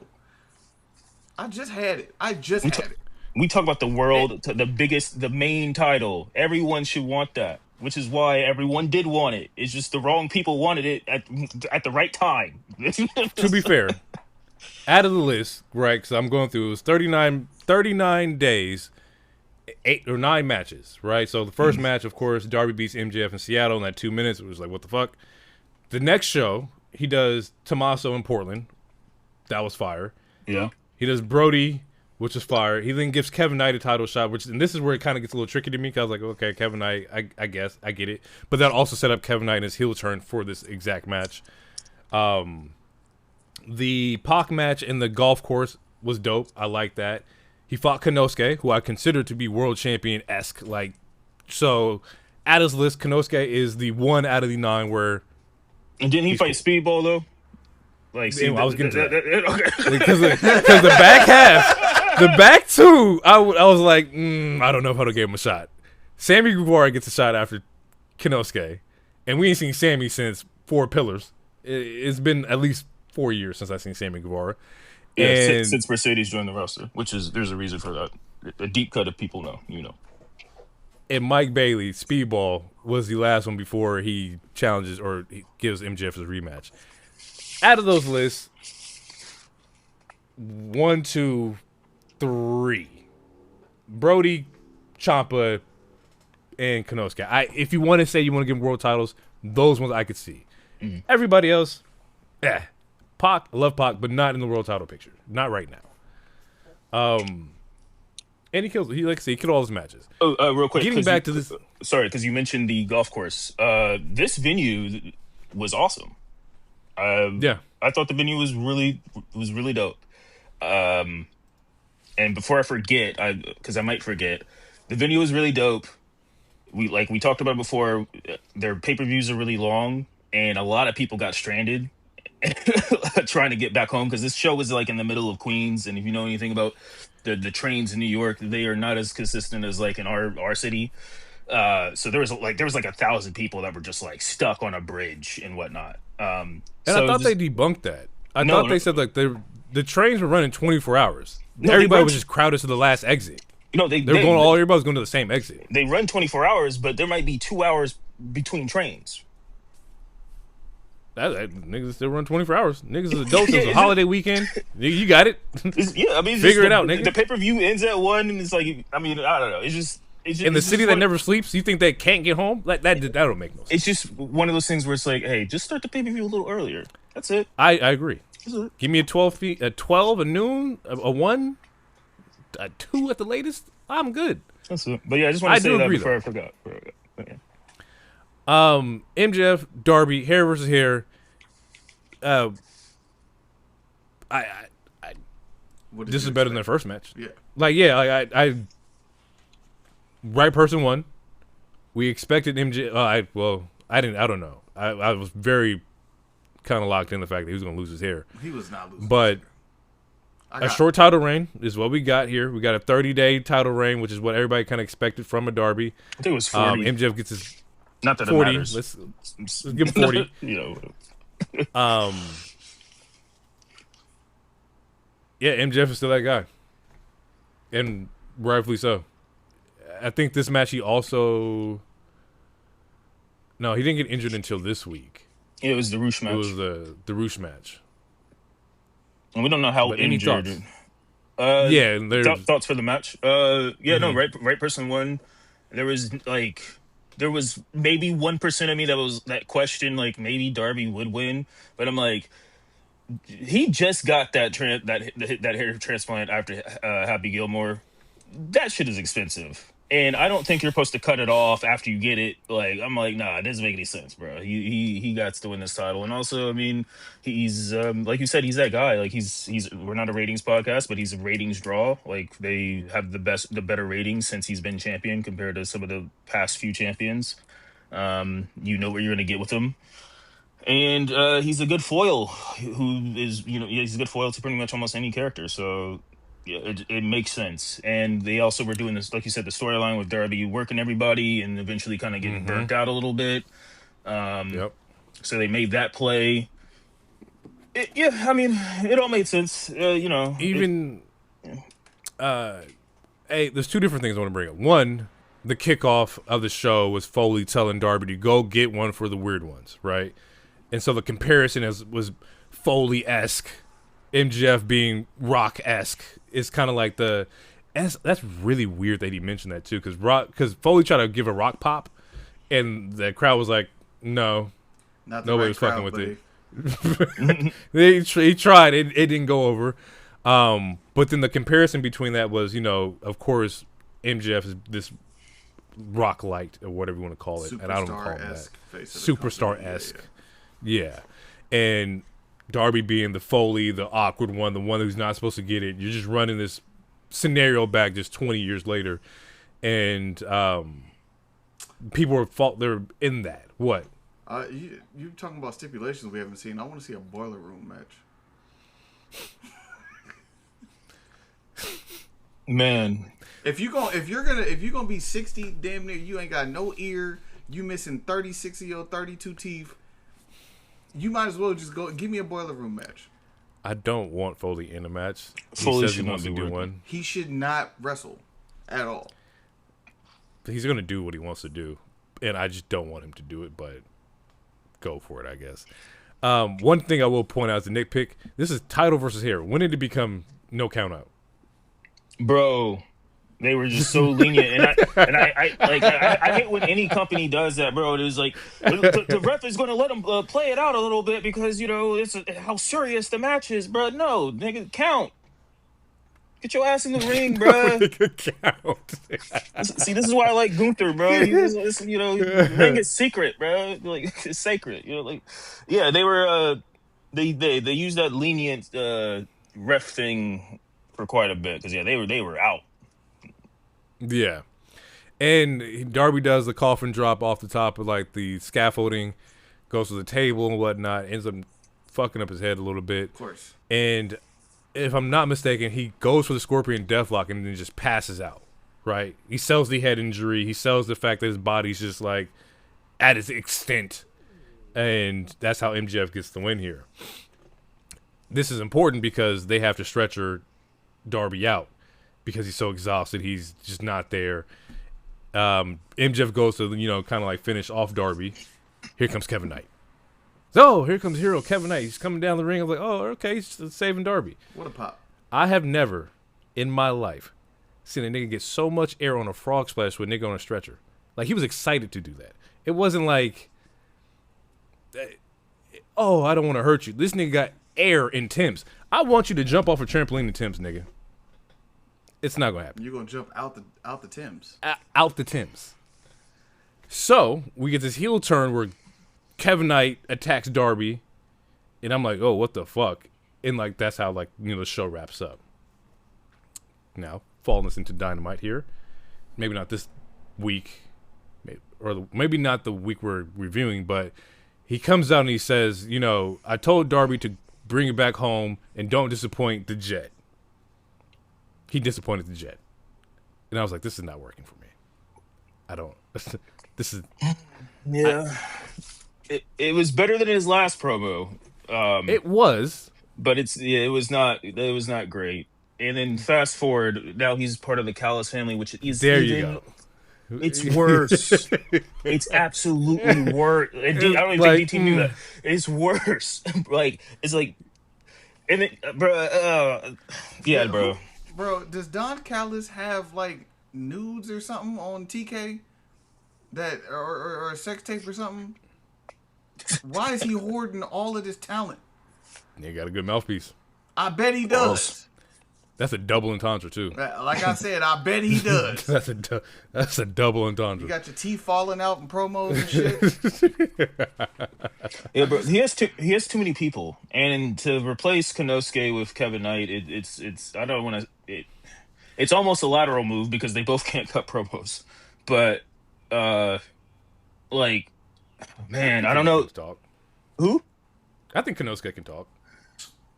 I mean, I don't know. I don't hear it that often. I feel like he, or I could just be replacing it with Okada, who says bitch.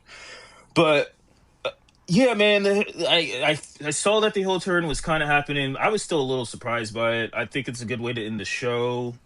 As far as what we're talking about, Double or Nothing. As far as the Dynamite after. Speaking of people who can't cut promos, man, when freaking Speedball came out in his Karma San Diego jacket. talking. I just sounded like an angry 12-year-old, bro. I couldn't take it seriously. But it'll be nice. There's one thing we can all agree here is that Kevin Knight he doesn't need to be in the Don Callis family to be a heel. If this was like, oh, I want to be in Hurt, cool. That would make more sense to me. Also, the seeds have been planted because even before the heel turn with Darby, he had that meet up with Swerve, and Swerve's like, to be good, you gotta go be dangerous or some shit like that, and kind of planted the seeds of like, go do something, go kill somebody. Have them be together then. Yeah, I'm not saying they gotta be a tag, but like they could be they could be working together. I would have rather him join with Ricochet, like literally anybody. No, fuck that. Besides the Don Callis family. You go. I don't know. His stock would have been down the same either way. Yeah, I don't know. Like I don't know who he would have fit better with. Once again, I think Hurt probably would have been the best overall scenario. But also, why does he need a group? Why can't he just be a heel? Like just be a heel. The Jet, bro. I mean, you just said he can't talk, so maybe he needs somebody. I mean, you need, but Callis ain't it either. Like, if that's the case, then MVP would have made a much better choice. Yeah, but also get good. Like, you need practice, get good, bro. Like, we'll make it work. There's a lot of people who can't talk. In AEW, you don't really need to talk. Like, not saying it definitely helps your character a lot. But some of these people don't talk. They biggest stars talk. All they biggest stars can talk. If you want to be on that, it's not just because you don't need it doesn't mean that it's not going to help you. And no, you're right, because all the ones who get the belt can talk. MJF, Mox, Hangman, Joe, Joe can talk. Fletcher can talk. Yeah. So you're not wrong. You just got to work on it. Back to Heroes Point. This week kicks off with the MJF versus Roosh match. Was a little confused how Roosh got a title match. Not Maddox. Roosh is great. He won a fatal 4-way the week prior. That week prior. After, okay. Yeah, the show right after Double or Nothing. He won a fatal 4-way. That I forgot who was in it. It was him, Leo Rush, and two other people. Orange Cassidy and somebody else. Okay. And I'm not mad at that because Roosh has been putting in work for a minute now. So if you want to reward him, great. And he had a great match. He performed his ass off here. Then he hurt your champion. Yeah, my thing with Roosh is that like they'll put him on TV for a couple months, take him off, put him on TV for a couple months, take him off. I don't know if it's because of injuries or what, and I'm not saying he's an unsafe worker, but this is definitely not the first time he's hurt somebody. And this is your main champion. Well, and it's I do want you got to be safe. Get ahead of that though, because they said that the move that people were referring to wasn't the move where he injured MJF. Yeah. Like it wasn't like he did something. It was like I guess it was a knee strike that MJF did or something like that. But they said there was no ill will backstage. Yeah, there's no heat. No heat or nothing like that. So I don't want to throw out on our show and be like, hey, he's an unsafe worker when there's been no heat there. Yeah, I'm not saying like I'm not trying to say he's not a safe worker. It's just it's not the first like similar to like when Kari came back and then all of a sudden like 3 people got hurt and people were looking at Kari saying for a little funny for a little bit. And it's like those were all coincidences. It's just like at some point it's just work slower maybe. I don't know. I don't know, but it's unfortunate because obviously we don't know how serious the injury is. It doesn't seem like it's serious because there hasn't been any rumors or anything. No belt's been dropped, and also MJF doesn't have to work every week, so he has time to recoup if he needs to. So it does end with something that I'm not too much of a fan of. Good old Mark Briscoe.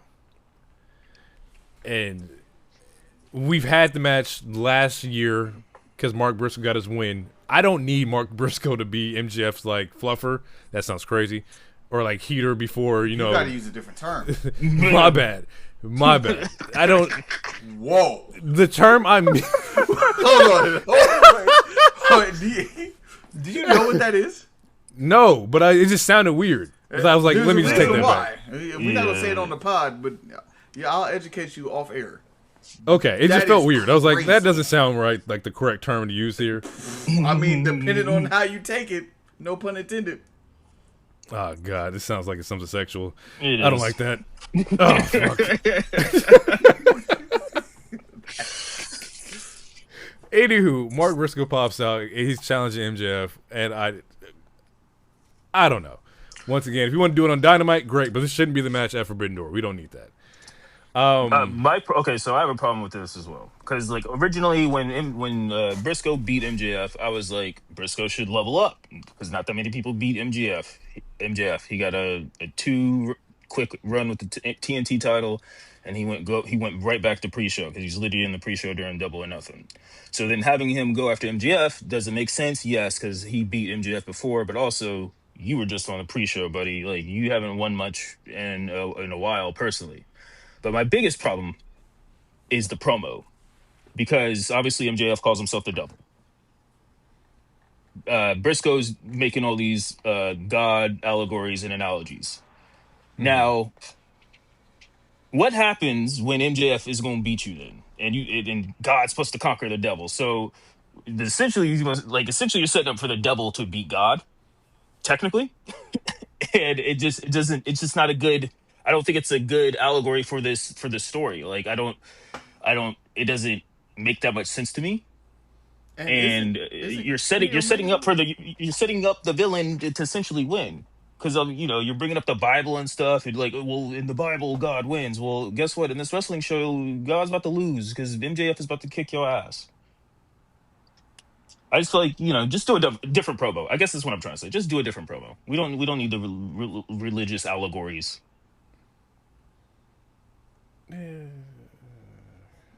I mean, it can still be worked. Big Red Machine was putting niggas in hell. Like, it doesn't have to be as literal or as like scriptured like. DT, you got something you want to say? Yeah, isn't Kenny Omega supposed to be the god of wrestling or something? Or did I miss it? True. No. So you gonna like what? Yeah. He's not wrong. You but stole a nigga name on television. Like. Let's see here. What I want to get to. Oh yeah, Mercedes comes back. We can sweep this. Takes Willow's spot because Willow was injured. Mm-hmm. She was the wild card here. I don't know what the initial plan was because it wasn't her spot to be here in the first place. It was supposed to be Willow. Yeah, I don't know. I would assume Windsor was supposed to move forward. Not no more. Yeah. Sorry.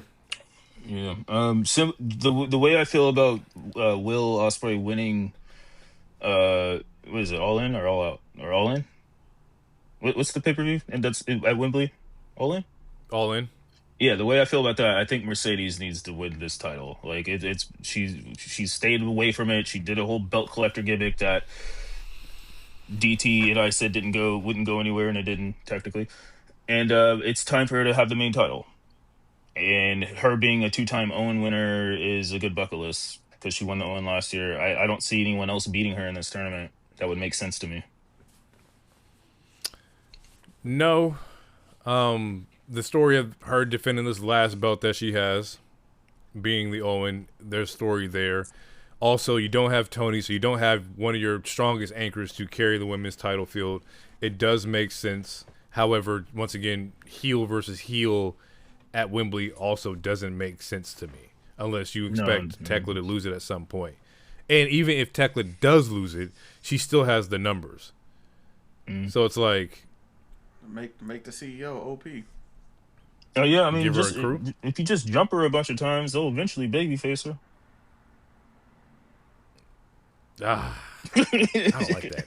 I don't like that at all. I mean, I don't like it because of the optics, but you can still. Oh yeah, I feel you. But you can still do it. Yeah, I don't like that at all. Where's her man at? Mordos? Yeah. Well, you're a lawyer too. Yeah, well, he should be over there defending the block. Don't they? They don't let intergender matches happen over there.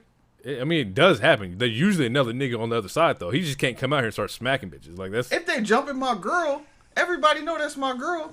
I'm coming out with I'm slapping the shit out of all y'all. So if your girl's getting jumped, you jumping in? I'm calling the cops.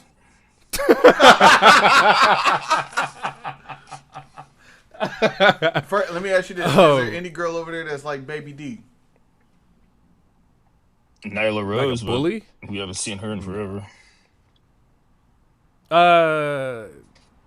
Bane. Yeah, Nyla Rose and Bane are the two biggest women there. Yeah. You want to talk about a real? What'd you call? Unless you bring in Beth Copeland. I ain't bringing. No, I ain't doing that to her. I'm not doing that to Beth. We already got your. No. Somebody got to watch the kids because somebody refuses to be a parent. Somebody got to watch the kids. Is hilarious. Her husband refuses to be a parent. You want to go? He want to go be Aries. He want to go be Aries and on Percy Jackson and shit, and then come back and wrestle with his childhood friend from 50 years ago. Nobody want to see that shit.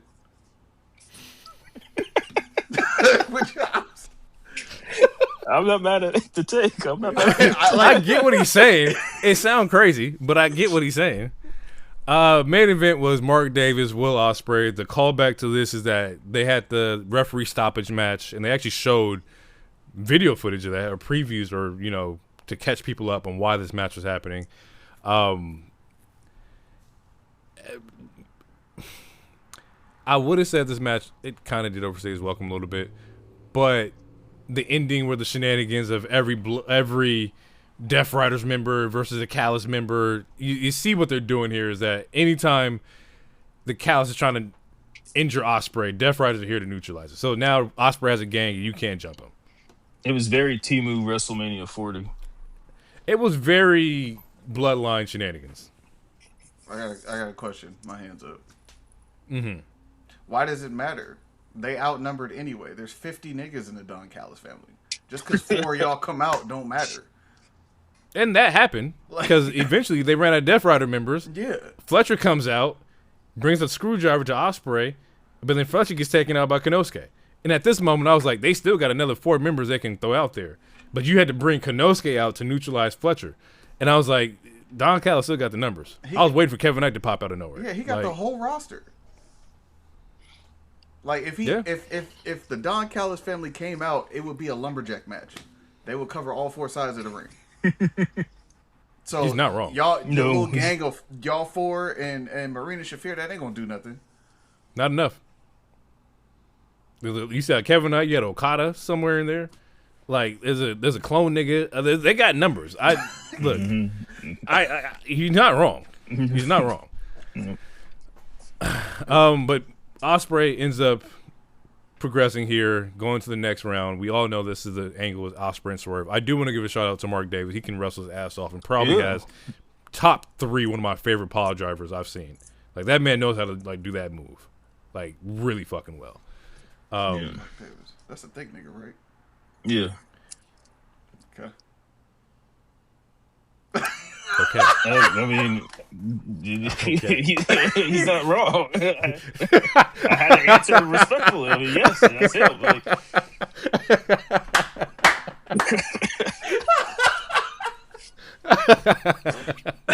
hey, bro. Oh my god. Okay. There's no defining trait about him except for that. I don't. Yeah. Like that thick nigga with a nice power driver. Pause. Well, you know what? I'm gonna be. Whoa. Like, hey, honestly, Loader, if he didn't have that asset, we wouldn't know him. You wouldn't be able to tell them apart. No, you hit him with the Scott Steiner. He's fat. God, bro. I'm the big bad booty daddy. How you can tell me? I'm the big guy unstoppable. He said English. English. Is there anything else we want to get off? Y'all want to talk about anything that happened on SmackDown? Hey, nobody give a fuck about SmackDown right now, bro. Okay. I didn't moving on. Y'all want to talk about? And I haven't watched it. Did any of y'all watch Grande? You haven't watched the match? Hold on, bro. Hold on. Pause. Okay, let me explain. I was gonna watch it today, but I was out with my brother and the kids, so I didn't get a chance to watch it. It was planned today. I'm gonna give you a pass. It's probably gonna happen after this, though. I'm gonna give you a pass. Look, I actually the rewatched kids, the match. I was with the kids. I rewatched the match an hour before the pod because I thought you was gonna come in here to talk about the match. I wanted to. Children. Bruh. The kids. What about the kids? Listen, everything that you're hearing about this match online is factual. Okay. It's true. It's damn true. No? All right. Appreciate it. Thank you. This match from beginning to end, and when I say beginning, I mean from Rey Mysterio coming out just to be in the ring to signify how important this match was, to the very end when they closed the credits on the match. That entire hour and 5 minutes is worth watching. The match is 60 minutes? No, I mean, but part of that is entrances and there's a speech at the end. It's a 40-minute match. It's a 40-minute. I don't hear none of you niggas talk about anything else again. It's a 40-minute match. It's not. It's you get like 10 minutes, 13 minutes of an intro. You get 5 pivotal minutes at the end of the match, which honestly, I don't want to say is the most important part, but it is right up there with the wrestling in terms of what that portion means to the match, to the storyline. And then you have 40 minutes of wrestling and storytelling. Anybody that was purposeful in the storyline of the original Grande Americano and El Grande Americano make an appearance in this match to tie up all of the quote unquote loose ends. They even bring in the what actually happened outside of the match. They bring that in. They reference that as well. So like they pull everything that's happened. They pull it all into this one match. And it's culminated with probably like the biggest 5 minutes. And we finally find out who the original Grande Americano is. Like, chef's kiss. Chef's kiss. I was shocked. The only thing I heard that people disliked was Rey Mysterio on commentary. Oh, That's and the only thing Vega, Savio Vega, they're both terrible. Corey Graves did amazing. Corey Graves did absolutely. Like I'll keep it a buck. He should have called the match just by himself. Corey Graves is probably the best announcer in WWE right now, in my opinion. And I love Book, but he should be, he should be on the main show, on the main roster. But this match was fire. So, and I kind of asked in the group chats, like, why can't they do this on a Friday on SmackDown, right? Because they got a roster of 80 niggas and they're having a hard time booking 80 people for 3 hours. Now, to piggyback off that, remember we talked about, I kept saying like, hey, Ray versus Dom has to be in Mexico. This is why. The reason you're describing here is why that match has to happen there.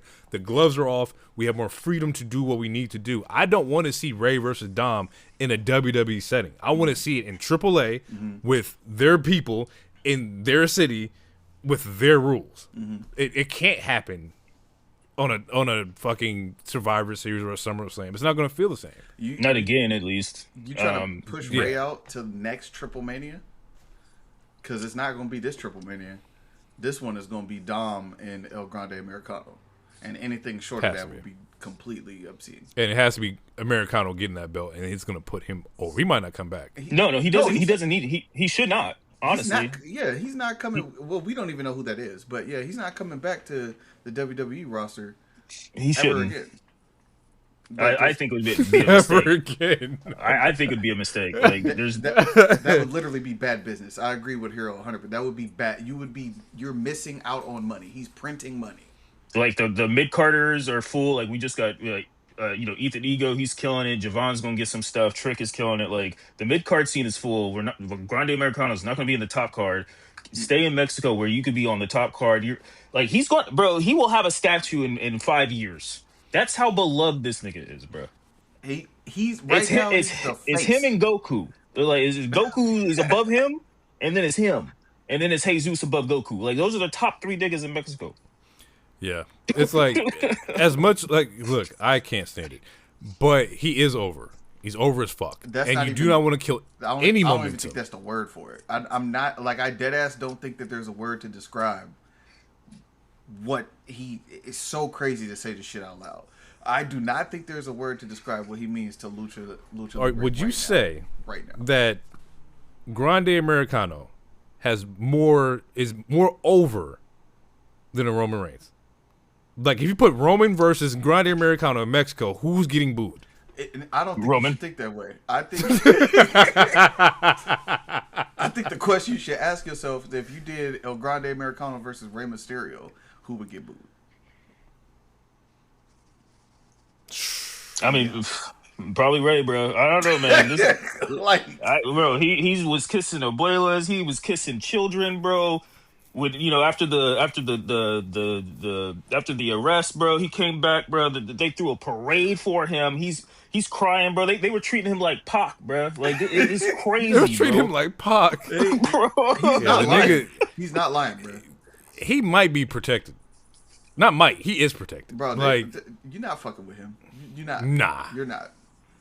You're not. Like you're not. And to go back to you because you explained this, maybe not this last week, but definitely before, to where to turn in a gimmick that wasn't even yours into this legendary, classic.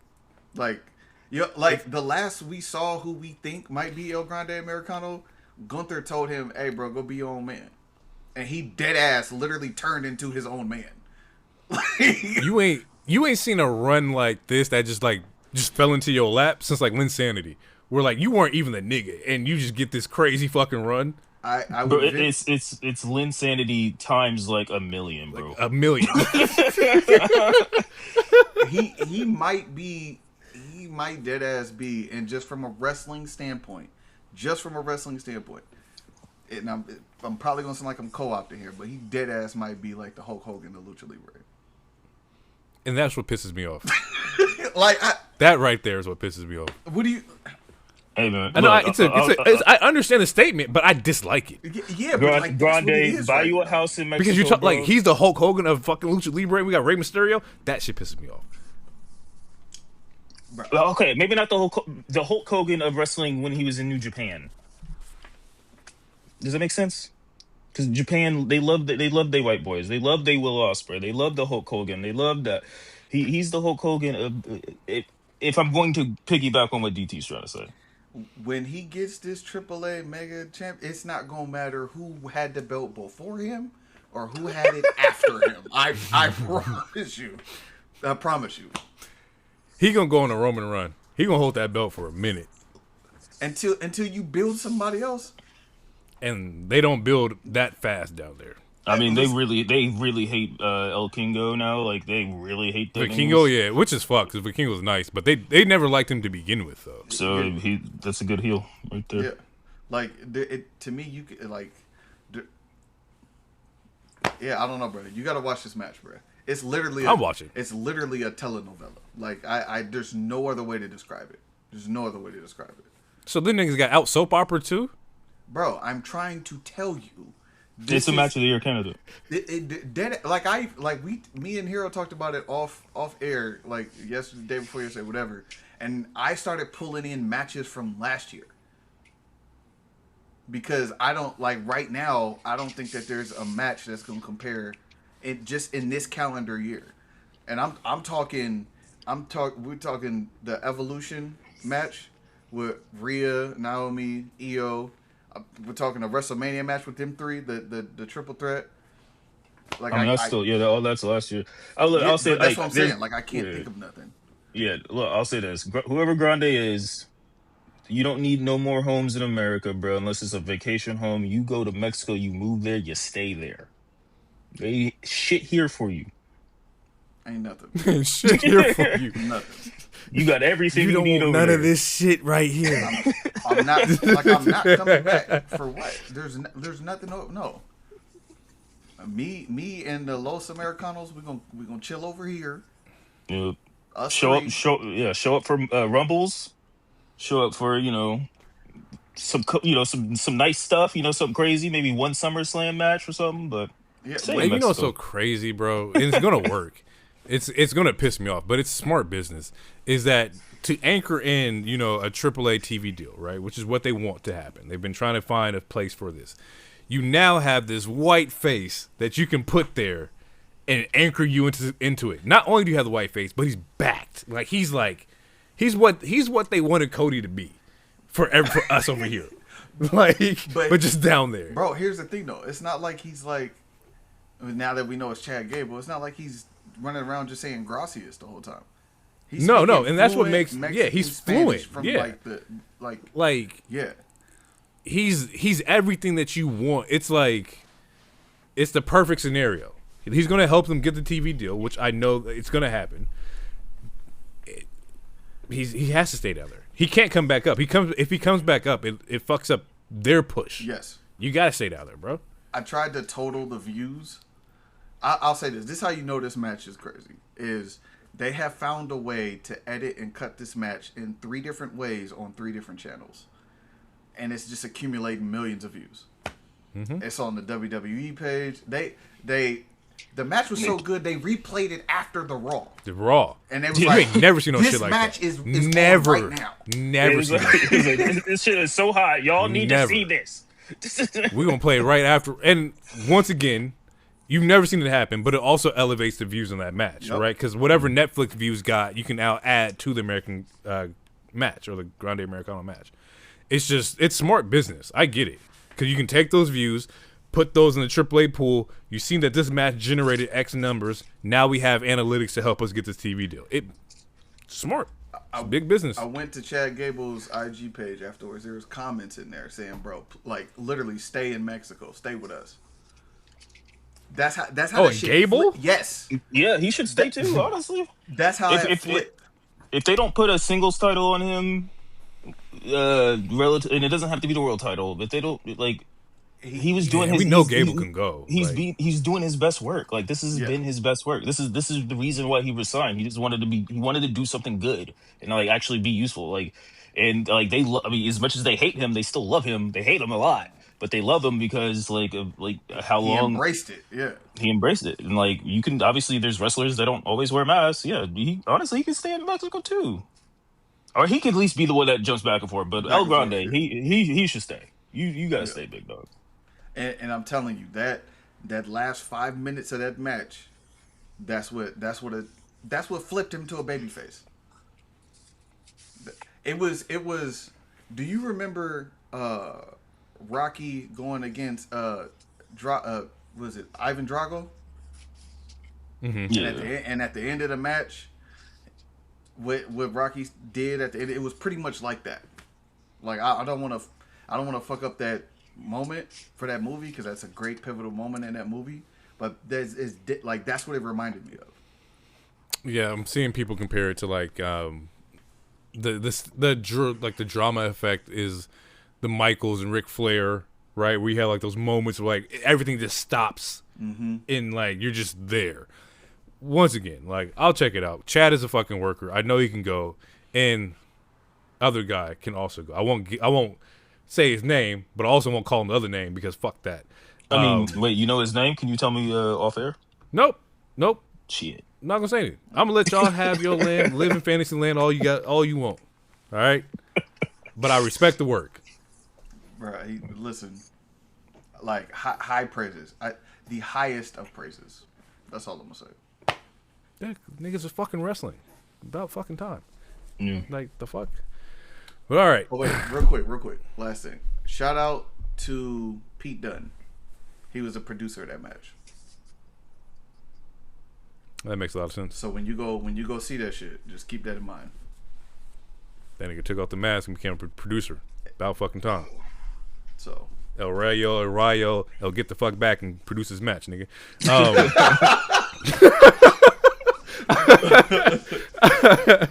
But yeah, let's get out of here.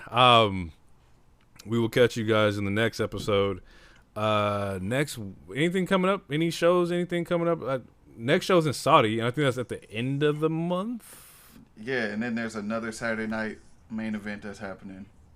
And then Double or Nothing's the 28th. So like we got shows. Let me Wait, see. Double or Nothing? We just had Double or Nothing. They doing another My Double or bad. Nothing? Forbidden Door Okay. is the 28th.